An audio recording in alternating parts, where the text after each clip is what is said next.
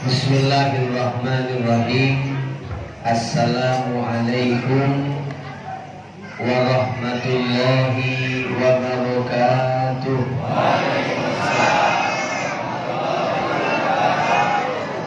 Alhamdulillah, alhamdulillahilladzi hadana li hadza wa ma kunna linahtadiya laula an hadanallah. Asyhadu an la ilaha illallah wahdahu la syarikalah wa asyhadu anna sayyidana wa nabiyyana Muhammadan abduhu wa rasuluh wa habibuhu wa safiyuhu wa khaliluh.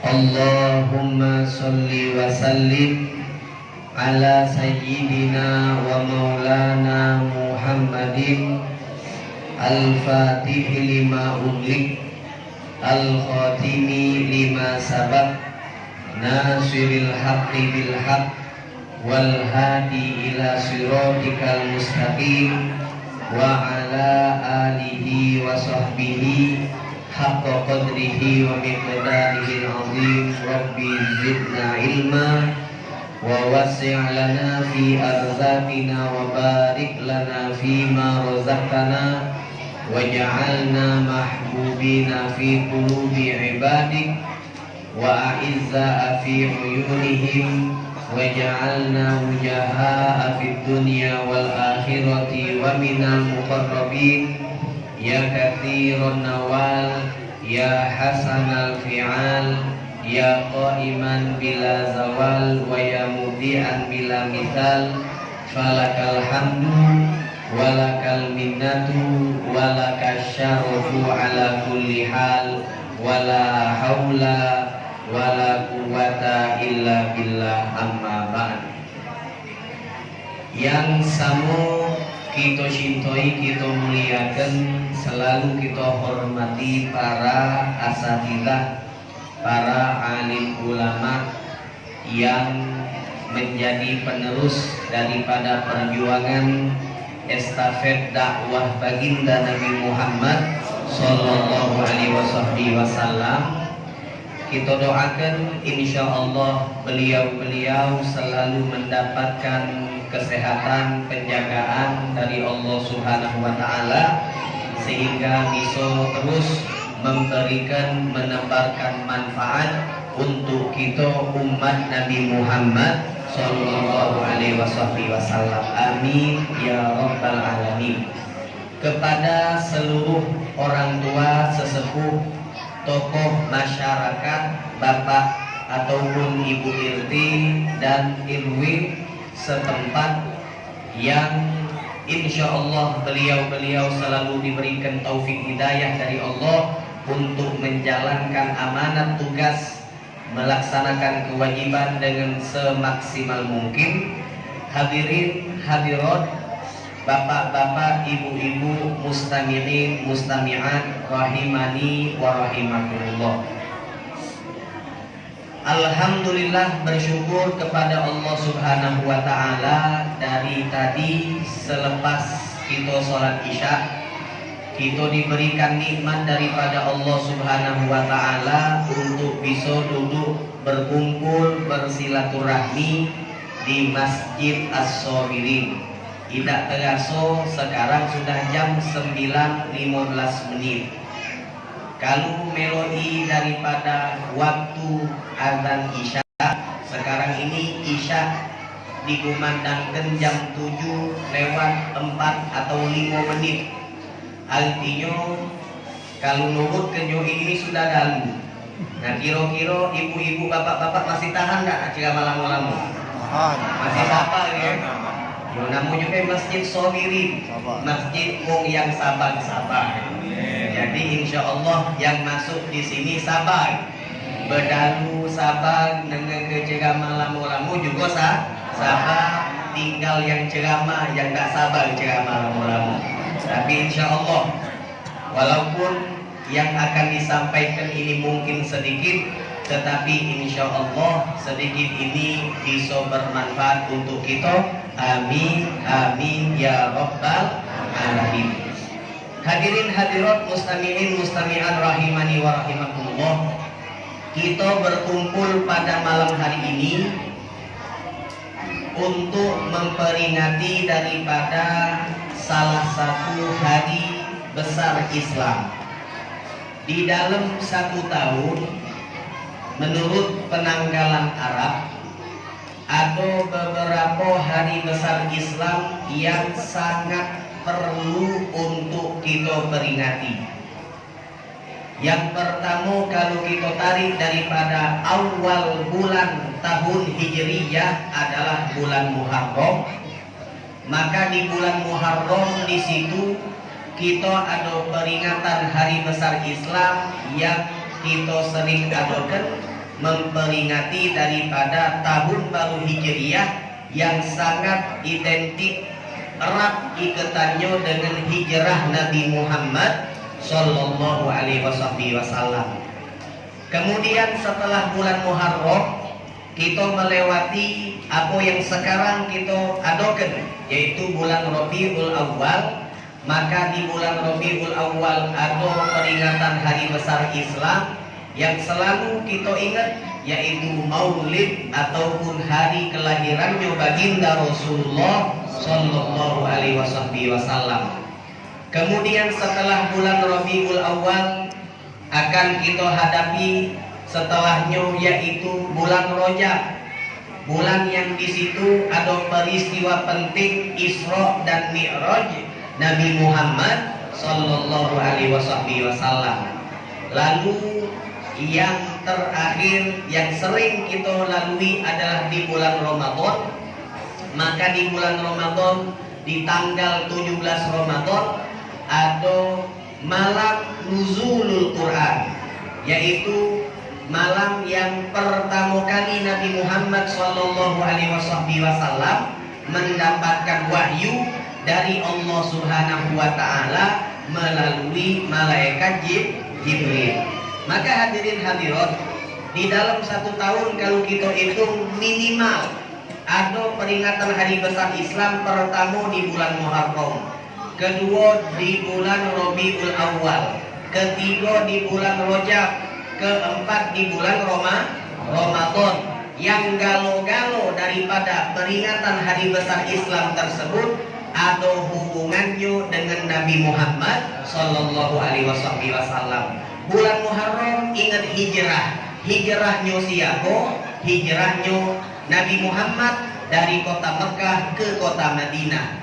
Di bulan Rabiul Awal ingat hari lahir. Hari lahirnya siapa? Hari lahirnya Nabi Muhammad Sallallahu Alaihi Wasallam. Di bulan Rajab ingat dengan Isra dan Mi'raj. Isra dan Mi'rajnya siapa?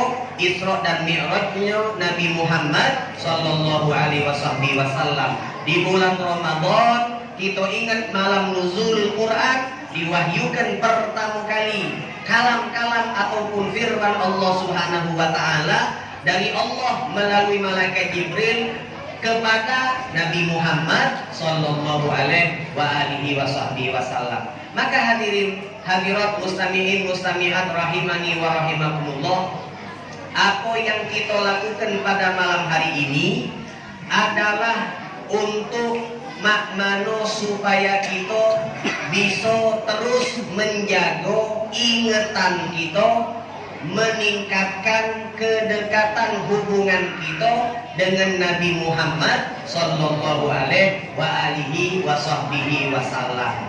Kenapa kita perlu terus menjaga kedekatan hubungan kita dengan Nabi Muhammad Sallallahu Alaihi Wasallam?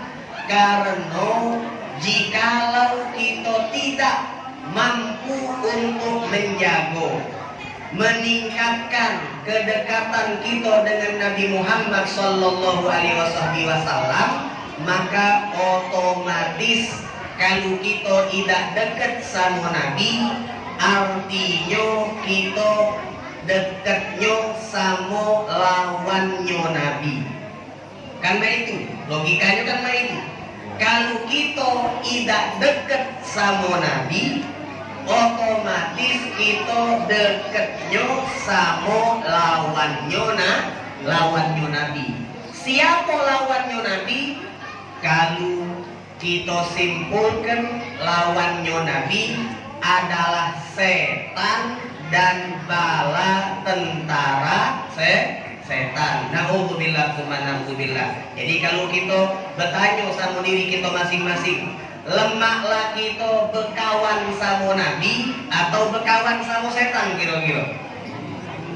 Jawabnya yang kompak. Kira-kira lemaklah kita berkawan sama Nabi atau berkawan sama setan dan bala tentaranya? Tegaklah, tentulah, cengkilah, cetolah, lemak kita berkawan sama Nabi Muhammad Sallallahu Alaihi Wasallam. Jadi alhamdulillah ternyata di masjid ini jamaahnya kompak, imannya masih nyambung, akalnya masih nalar, kita masih sadar. Sehebat apapun kita sangat perlu untuk selalu dekat dengan Nabi Muhammad Sallallahu Alaihi Wasallam. Karena bahaya kalau kita tidak dekat sama Nabi, maka artinya kita dekat sama setan. Nah hadirin hadirat, di zaman sekarang ini luar biasa perkembangan zaman, yang mana perkembangan zaman tersebut banyak niat mengajak daripada umat, khususnya generasi-generasi penerus, untuk dionyo itu mereka jauh dari Nabi, dekat dengan setan. Sekali lagi diulangi, di zaman sekarang ini banyak niat perkembangan teknologi, perkembangan zaman, yang sayangnya perkembangan zaman teknologi tersebut bukan untuk mendekatkan mereka dengan Nabi Muhammad, tetapi sebaliknya, dari perkembangan zaman, dari sebab perkembangan teknologi, maka mereka menjauh dari Nabi Muhammad, dan akhirnya mereka dekat, mereka rapat, mereka kawanan sama setan. Alhamdulillah. Nah apa contohnya? Kalau Nabi contoh pun terlalu banyak contohnya. Seperti contoh yang paling sederhana, zaman sekarang ini hampir mayoritas daripada generasi muda-mudi umat Islam, yang mereka ini memiliki satu alat teknologi yang namanya H dan P. Namanya H dan P. H itu artinya hand, P itu artinya phone. Hand itu artinya tangan, phone itu artinya telepon. Artinya kalau digabung, hand itu tangan, phone itu telepon. Jadi kalau gabungannya apa dia? Tangan telepon apa telepon tangan? Tangan telepon apa telepon tangan? Telepon genggam. Bukannya tangan. Telepon genggam. Jadi dari namanya sudah bahaya. Handphone itu penyebutannya sudah ngenjuk tahu kita bahwasanya wong yang muat teknologi handphone tersebut pengennya kita umat Islam itu punya interaksi, punya hubungan dengan alat yang baru ini yang namanya handphone lebih erat dibandingkan hubungan kita dengan apapun. Nah, namanya telepon genggam, singgonyo sekarang ini di mana tempat, kapanpun waktunya, nak lagi ngapoi baik, kita sudah terlalu candu, tidak pacak lepas dengan yang namanya HP. Kira-kira betul atau salah omongan ini? Kalau salah omongi salah. Kira-kira betul atau salah omongan ini? Betul. Di mana ada tempat? Tidak di masjid, tidak di musola, tidak di rumah, tidak di pasar. Di mana tempat? Di rumah, di kamar, di ruang tamu, di tempat keluarga, di pojok ataupun di ruang makan, bahkan minta maaf di jero kamar mandi sekalipun, Kadang-kadang masih ada nak berejo megang namanya telepon genggam. Apalagi model sekarang ini minta maaf, telepon genggam nak digenggam terus kendaknya. Jadi min sekarang ini nah tidak kelar-kelar ngawasi HP. Model aplikasi sekarang banyak. Ada aplikasi dulu yang masih bertahan sampai sekarang namanya Facebook, Facebook. Facebook itu face itu rai gitu, book itu buku rai. Singgonyo rai itu di situ banyak dia. Ada rainya yang belum beres, ada rainya yang sudah dipoles luar biasa. Nah ini kemudian berkembang. Yang paling meresahkan sekarang ini apa dia? Ada aplikasi namanya Snack Video. Ada aplikasi namanya TikTok Snack. Singgonya tak tahu. Budak-budak tadi kalau sudah pakai snack, namanya snack. Snack itu bukan snack makanan, bukan. Snack arti ulo. Ulo itu bahaya apa ya? Bahaya, tak katakan ulo yang tak bahaya. Kecuali bagi siapa? Bagi pawang ulo. Kalau ada pawang ngomong, hai ulo tu tidak bahaya. Ya teranglah kau pawang you. Kalau bagi yang bukan pawang, ulo tetap bahaya. Jadi balik itu tadi, teknologi sekarang ini yang paling sederhana yang bisa dicontohkan adalah HP. Dari HP inilah kaula muda, pemuda ataupun pemudi Islam, muslimin ataupun muslimat, interaksinya sudah luar biasa dengan HP, sehingga informasi apapun yang mereka terima banyaklah lewat HP dibandingkan lewat sumber-sumber informasi yang lain. Yang mereka jingok HP, yang mereka dengar HP. Katanya ulama, kalau hati ini punya pintu. Hati ini ibarat rumah. Rumah ini ada pintu. Di dalam diri kita yang paling berperan adalah hati. Kalau hatinya baik, maka pribadinya baik. Kalau hatinya rusak, maka pribadinya juga melok rusak.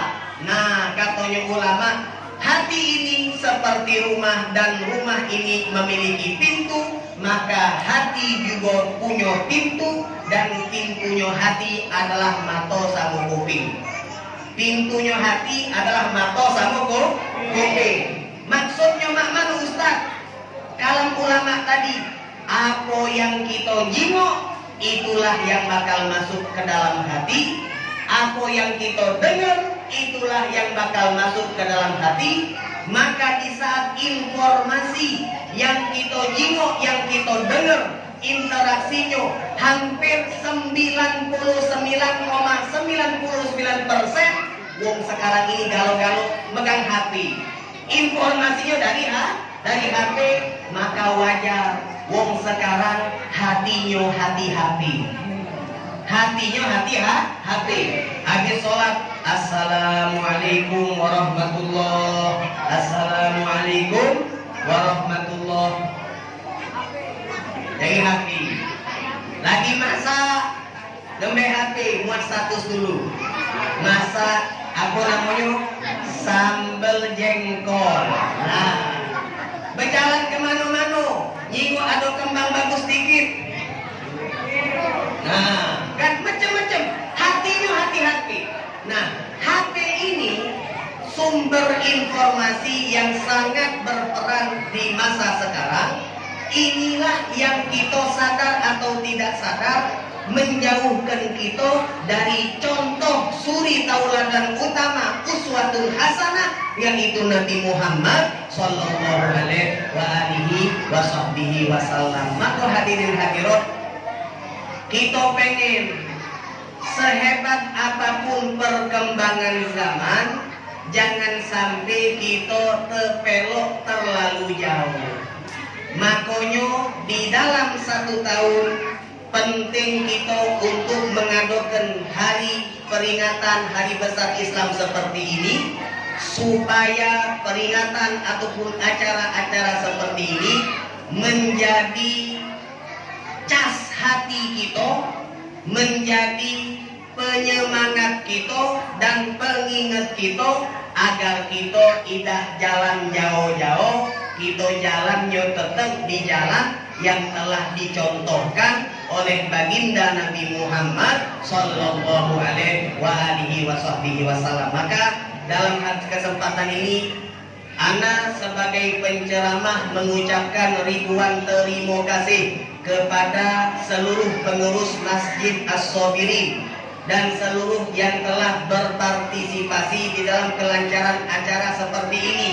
Kita yang tua atau yang sudah berumur yang punya anak, target utama ngadoken acara seperti ini budak-budak ini. Nah, targetnya. Target kita ngadoken acara malam hari ini bukan kita. Mungkin kita lah sudah sering dengar ceramah. Mungkin kita lah sudah sering dengar adanya marhaban atau ya Nabi salam alaika. Cuma yang kita harapkan mereka-mereka yang masih umur di bawah 15 tahun inilah, atau yang di bawah 20 tahun inilah, yang di saat mereka hadir melok duduk sama kita malam hari ini, besok pas kita tanya semalam ada acara apa, maka mereka mampu untuk menjawab, semalam aku hadir melok duduk di Masjid As-Sabirin ngadoken acara Maulid Nabi Muhammad sallallahu alaihi wasallam. Mereka baca jawabnya itu sudah luar biasa, bapak-bapak, ibu-ibu. Ingatan seperti itu sangat penting, karena kalau mereka sudah baca nyebut nama Nabi Muhammad sallallahu alaihi wasallam, kita tanya, semalam ada acara apa? Oh, semalam itu Maulid Nabi Muhammad. Kita lanjut tanya lagi, apa dia Maulid Nabi? Oh, Maulid Nabi itu artinya kelahiran Nabi Muhammad sallallahu alaihi wasallam. Itu sudah cukup untuk kita sebagai pengaman keimanannya dia, karena dia sudah kenal sama dia punya Nabi yang bernama Nabi Muhammad sallallahu alaihi wasallam. Hadirin hadirat, bahaya kalau kita lupa sama Nabi. Contoh misal yang bahayanya model ini. Nabi Muhammad sallallahu alaihi wasallam beliau ngajarkan kita untuk selalu berjalan di jalan yang baik, sehingga di jalan yang baik tersebut kalau kita meninggal di akhirat kita masuk ke dalam surga Allah. Kan Nabi pernah ngomong, kata Nabi, kullu ummati yadkhulunal jannah. Galau-galau umatku pasti masuk surga. Lemah tak? Lemah tak? Nabi ngomong galau-galau umatku pasti masuk surga. Kira-kira lemah tak? Oh, lemah ini yang luar biasa. Alhamdulillah, kita yang bukan apa-apa, yang sederhana ibadahnya, Nabi menjanjikan galau-galau umatku pasti masuk surga. Lalu Nabi melanjutkan, ilaman apa kecuali umat yang tidak galak masuk surga. Nah, ini aneh. Nabi ngomong galau-galau umat masuk surga kecuali yang tidak galak. Kira-kira ibu-ibu, kalau misalnya ibu-ibu ngomong dionyo dipersilahkan untuk makan, tiba-tiba dia ngomong tidak galak, padahal yang disajikan tuh makanan lemak. Kita nyebut wong itu wong apa lah kira-kira? Makanan lemak disuruh makan tidak galak, kira-kira wong apa lah ini? Kalau ada kalimat lebih pucuk yo sama gilo, yo lala itu. Ini surga. Nabi sudah ngomong sama kita galau-galau pasti masuk surga kecuali yang tidak galak. Maka saking herannya sahabat, mereka bertanya sama Nabi Muhammad, wahai Nabi, siapa kira-kira yang tidak galak masuk surga? Itu siapa wongnya? Alangkah kebanggaannya, alangkah keterlaluannya. Nabi nyuruh kita masuk surga, mempersilahkan, menjamin kita masuk surga, kok tiba-tiba dia tidak galak. Maka Nabi menjawab, man ato'ani dakhalal jannah. Siapa yang taat sama aku, maka dia masuk surga. Siapa yang taat sama aku, maka dia masuk surga. Kita galak gak masuk surga? Galak gak masuk surga? Nah, kalau galak masuk surga, Nabi ngomong, mak mano supaya kita bisa galak masuk surga? Caranya taat sama Nabi Muhammad. Taat sama Nabi maksudnya apa, Ustaz? Oh, maksudnya kalau Nabi ngomong sholat 5 waktu itu wajib untuk dikerjakan, maka kita kerjakan. Itu namanya taat sama Nabi. Sholat 5 waktu wajib digawekan, kita gawekan. Nah, kira-kira yang di sini sholat 5 waktu galau-galau tak? Galau-galau sholat 5 waktu? Nah. Sholat 5 waktu galau-galau? Kenapa tak ragu-ragu nih? Sholat 5 waktu galau-galau? Sholat? Ibu-ibu sholat galau? Sholat niat galau? Alhamdulillah, insya Allah sholat niat deh. Sholat 5 waktu digawe kenyo, puasa Ramadan digawe kenyo, zakat kalau dia wajib zakat digawe kenyo. Itu artinya taat sama Nabi Muhammad SAW. Nah sebaliknya, waman asoni, dan barang siapa yang tidak nurut sama aku, yang tidak taat sama aku, maka dialah yang tidak galak masuk surga. Nah Nabi, hadirin hadirat, Nabi Muhammad sudah nunjuk kita jalan-jalan yang baik. Tinggal kita jalani, tinggal kita tapaki, tinggal kita peloi, maka jalan tersebut akan mengantarkan kita ke surga Allah Subhanahu wa Ta'ala. Tetapi karena ada perkembangan teknologi dan zaman ini, akhirnya banyak wong yang minggir. Banyak orang yang tidak galak melok jalan Nabi Muhammad SAW. Sebagai contoh, Nabi nyuruh kita untuk menutup aurat. Nabi nyuruh kita wajib, baik laki-laki ataupun perempuan, wajib untuk menutup aurat. Kalau kita lanang, auratnya kita yang wajib untuk kita tutup, baik di sholat ataupun di luar sholat, antara pusat sampai ke dengkul. Antara pusat sampai ke dengkul. Itu wajib untuk kita tutup di dalam sholat atau di luar sholat. Jangan mentang-mentang minta maaf, selanangan baik, pakai celana pendek, tak apa-apa, kejimuan pahanya, woi berdosa. Berdosa, kenapa berdosa Ustaz? Aurat tuh wajib untuk ditutup. Ustaz, aku ini main bulu tangkis. Nah sekarang ini kan musim bulu tangkis lagi. Aku lagi main futsal, tonton tetap wajib. Tidak kata alasannya. Ini aurat yang wajib untuk kita tutup. Ibu-ibu kaum muslimat, auratnya lebih banyak lagi.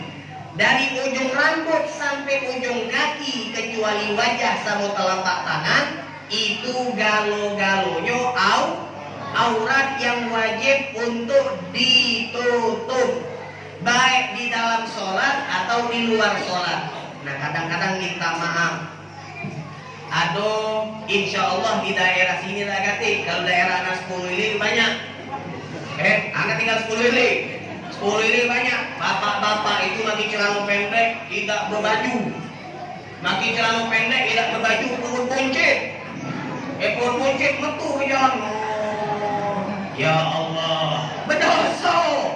Itu tuh aurat. Yang lebih parah lagi ibu-ibu muslimat, dionyo itu baju tedo. Baju tedo ini kalau sekarang nyebutnya piyama. Baju tedo dipakai untuk jalan-jalan. Lagi musim sekarang ini. Baju tedo itu kan ya namanya baju tedo. Kainnya tipis. Kadang-kadang ada yang pendek model sini, ada yang model pendek model ini. La haula wala quwata illa billah. Ada yang tangan panjang, ada yang tangan pendek. Berjalan di jalan-jalan siang bolong. Ketahuan niat belum mandi. Tapi berjalan. Ini namanya tidak meloi jalan Nabi Muhammad SAW. Ibu-ibu, minta maaf. Kita wajib untuk menutup aurat. Kita wajib pakai jilbab. Dan bukan sekedar memakai jilbab, jilbabnya juga harus jilbab yang syar'i. Mana maksud jilbab syar'i? Maksudnya jilbab syar'i, kita memakai jilbab dan pakaiannya juga pakaian muslimah. Maksud pakai muslimah mano yang bajunya atau pakaiannya itu tidak mempertontonkan lekuk tubuh, apalagi warna kulit. Jadi tidak boleh pakai jilbab tapi celana ketat, celana jin. Biasa mau bohong namanya. Memang dia nutupi aurat, cuma ini yang ketat nanti celana jin, sama bohong. Lebih dari itu ada pakai jilbab tetapi yang dipakai celananya bukan celana jin lagi, lebih dari jin. Apa dia? Nggak tahu nyambung. Yang baju kamu ini pakai legging. Kalau dari jauh itu kalau kita naik motor, aduh ibu-ibu pakai jilbab coklat, baju merah, bajunya tuh sampai di sini deh setengah paha. Di bawahnya kejiwaan tidak bercelana. Oh, ibu ini alat landasnya. Pas sudah parah, ternyata rejingnya warna boleh. Warna coklat. Ini kan namanya tidak boleh. Nah inilah hadirin. Gara-gara hal-hal seperti inilah, karena kita tidak kenal, tidak dekat sama Nabi Muhammad SAW, akhirnya kita terpelok dengan perkembangan zaman. Akhirnya kita bukan dekat sama Nabi, tetapi dekatnya sama setan dan bala tentara setan. Na'udzubillah, na'udzubillah. Maka sekali lagi peringatan seperti ini tujuannya kita memompa semangat kita untuk kembali kenal sama Nabi, kembali dekat dengan Nabi Muhammad SAW, dengan harapan insya Allah kita balik dari sini kita punya semangat untuk mencontoh Nabi Muhammad SAW, sehingga kelak di akhirat insya Allah kita mendapatkan syafaat dari baginda Nabi Muhammad Sallallahu Alaihi Wasallam. Amin amin ya rabbal alamin. Hadirin hadirat yang terakhir, satu panjang-panjang. Nyuk jam. Dulu inilah dulu. Yang terakhir, kita ngadakan maulid ini pastinya akan mendapatkan keberkahan. Pasti kita akan dapat keberkahan. Kenapa? Karena yang kita ingat adalah Nabi Muhammad Sallallahu Alaihi Wasallam. Nabi ini adalah simbol keberkahan. Apabila yang berhubungan sama Nabi, maka pasti akan mendapatkan berkah. Berkah itu apa? Berkah itu artinya kita dapat tambahan nikmat, dan tambahan nikmat tersebut membuat kita semakin dekat dengan Allah Subhanahu wa Ta'ala. Maka hadirin hadirat, kita hadir maulid ini kan macam-macam. Ada yang bermodal, ada yang tidak bermodal. Betul tak? Ngadakan maulid ini kan macam-macam. Ada yang nionyo tadi disampaikan modalnya modal tenaga. Ada yang modalnya modal harta, melo. Tadi kan duitnya berapa dikumpul 3 juta sekian tadi kan? Sisa berapa tadi? Sisa 100. Nah, siapa 100 tuh? 100 sisanya. Ada yang dionyo bukan modal tenaga, melo ngewangi ida, melo nyumbang juga ida. Cuma dia melo hawo baik. Apa dia melo hawo melo hadir. Ini alhamdulillah. Jangan kita kecil kau nyumbang ida, ngewang ida, melo hadir pula jangan. Alhamdulillah. Kalau duit ada, tenaga ada, tapi kata yang hadir kira-kira berhasil lah acara. Tidak. Apa yang modal hawo ini penting juga. Sekarang yang hadir banyak modal hawo tapi banyak nyumbang. Yang hadir ini banyak modal hawa, banyak nyumbang. Banyak modal hawa. Alhamdulillah. Jangan dikecilkan modal hawa itu, penting.